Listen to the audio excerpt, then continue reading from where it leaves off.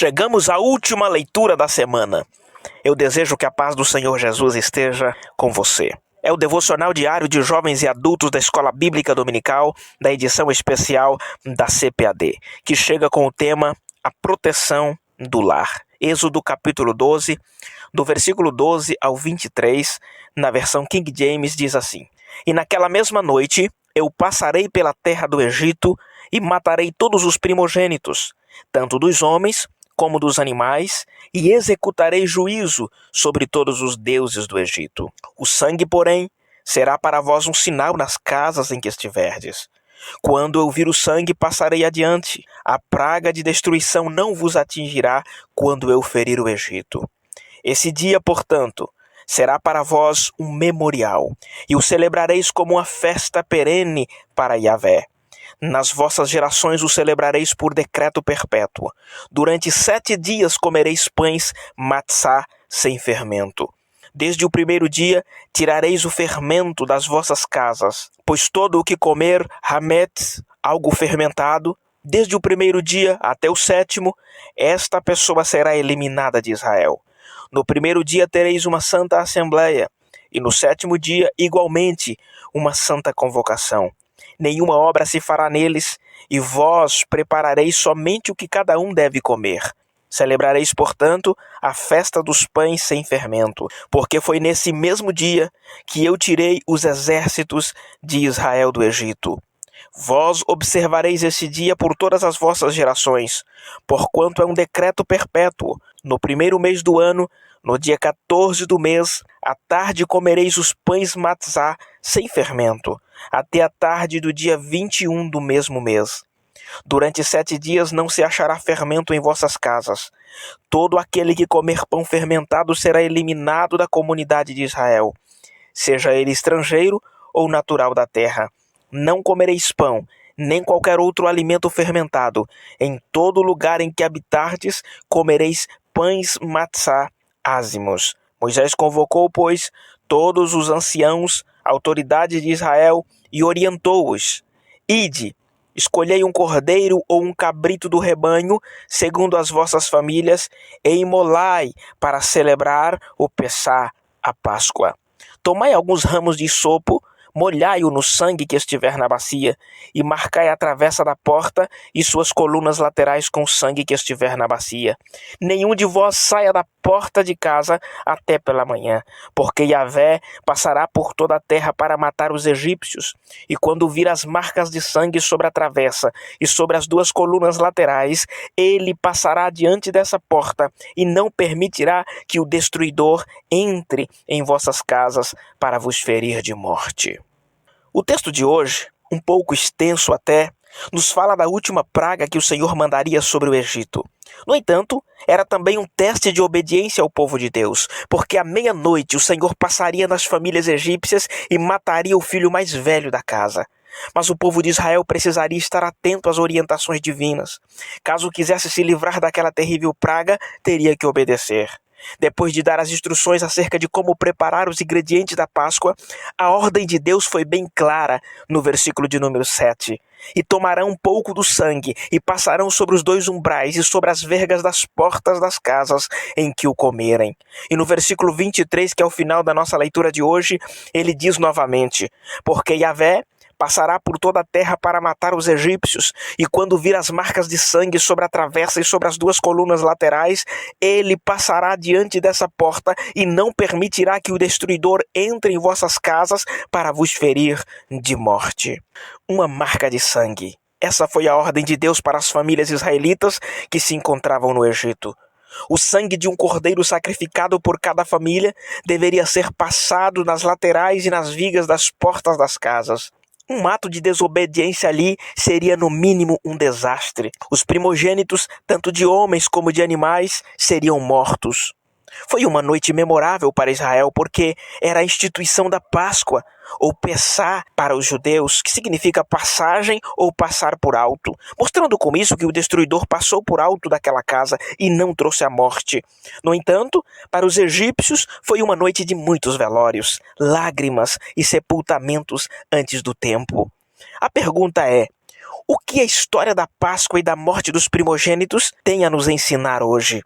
Eu fico aqui pensando com os meus botões. Se algum pai de família dos judeus, de forma relapsa, transferisse a responsabilidade e desse uma ordem de repente para um dos criados da casa para que passasse o sangue na porta, sem conferir, e quase à meia-noite alguém percebe que o serviço não fora feito, e é contagem regressiva para o destruidor chegar. Isto me faz lembrar a quantidade de pais em nossos dias que não passam o sangue de Cristo nos umbrais de suas portas e transfere a responsabilidade para quem nunca vai fazer.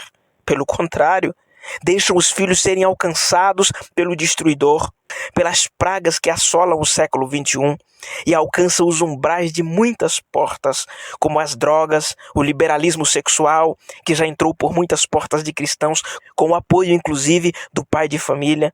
A criminalidade que vem justificada por muitos adjetivos, o ateísmo que é resultado da apostasia de muitos cristãos, o alcoolismo que chega com força, entre tantas outras pragas. Seria tão bom se pudéssemos também fazer o mesmo hoje em dia, não é verdade? Apenas colocar um pouco de sangue de cabrito nos umbrais de nossas portas para que nossos filhos fossem protegidos e não fossem atingidos por essas destruições dos tempos modernos, que estão destruindo, diga-se de passagem, inúmeras famílias.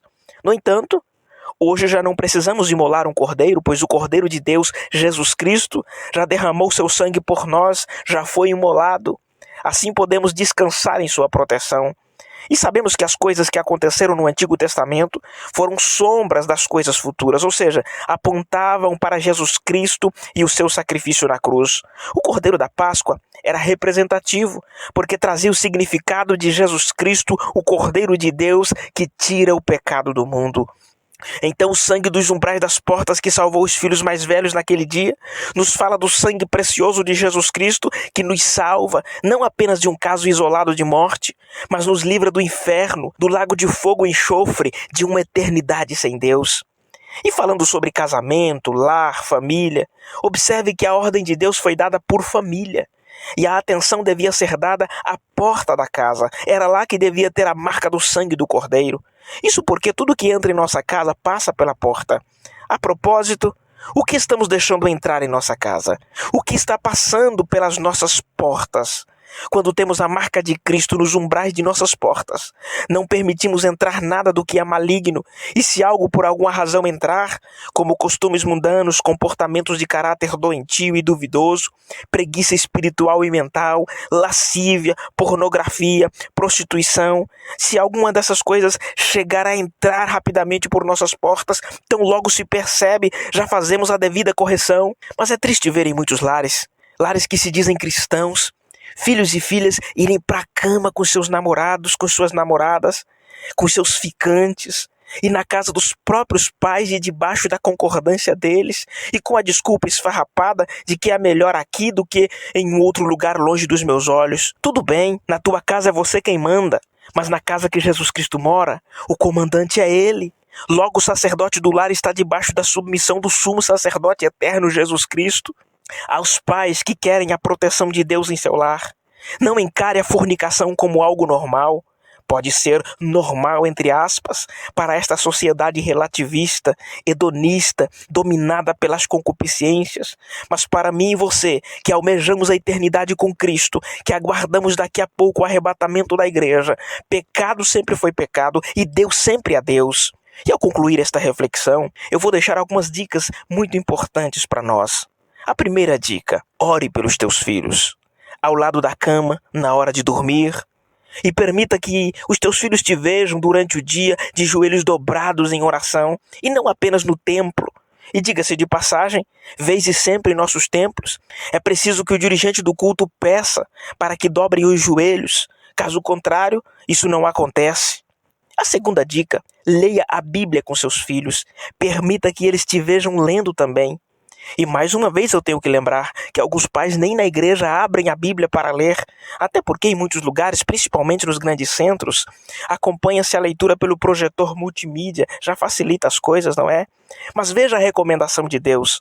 Em Deuteronômio capítulo 6, do versículo 6 ao 9, Deus diz: "E estas palavras que hoje te ordeno estarão no teu coração, e as ensinarás a teus filhos, e delas falarás assentado em tua casa, e andando pelo caminho, e deitando-te e levantando-te. Também as atarás por sinal na tua mão, e te serão por frontais entre os teus olhos, e as escreverás nos umbrais da tua casa e nas tuas portas. Não preciso dizer mais nada sobre isso, não é? Terceira dica: dê as orientações seguras para os seus filhos, respeitando os seus limites. Para isso, peça que o querido Espírito Santo te dê sabedoria. Não embarque na onda do disse que me disse de parentes, ou de repente acatar conselhos de pessoas que nem a Deus servem, e de repente você está colocando a sua família a perder. Procure a orientação na palavra de Deus, na oração. Se for preciso, procure o teu pastor, as tuas lideranças espirituais, e deixe que o sangue de Jesus Cristo esteja nos umbrais das tuas portas. E isto significa que tudo aquilo que entrar dentro da tua casa precisa passar pelo crivo de Jesus Cristo. Você vai assistir a um filme? Pergunte ao Senhor Jesus se Ele assistiria com você. Você vai cantar alguma coisa? Pergunte ao Senhor Jesus Cristo se Ele cantaria esta canção contigo. Eu vou parar por aqui. Vamos orar? Maravilhoso Pai de poder. Neste momento, Pai, eu te agradeço, porque o Senhor esteve conosco durante esta semana de meditações, falando ao nosso coração sobre casamento, sobre relacionamento conjugal, sobre família. Obrigado por tudo que o Senhor falou conosco, Senhor. Continue conosco, dando-nos da tua graça.